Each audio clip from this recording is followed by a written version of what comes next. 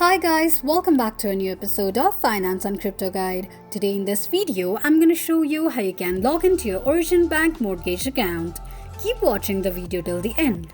To log into your Origin Bank mortgage account, firstly go ahead and launch open any web browser of your preference. On the search box at the top, type in origin.bank and make a search. The official page of Origin Bank will appear on the screen. Tap on Login at the top right corner of the page. From the drop-down, click on Mortgage. On the next page, choose the type of mortgage account that you'd like to log into and tap on Login option. From the pop-up, click on Continue. Enter your username and password associated with your Origin Bank mortgage account and tap on Login.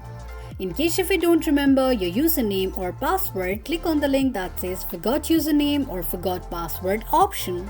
This is how you can log into your Origin Bank mortgage account quickly and easily just in few steps.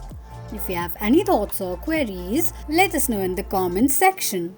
Don't forget to subscribe to our channel.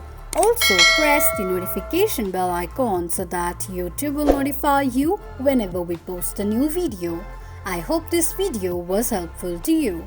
Thank you so much for watching.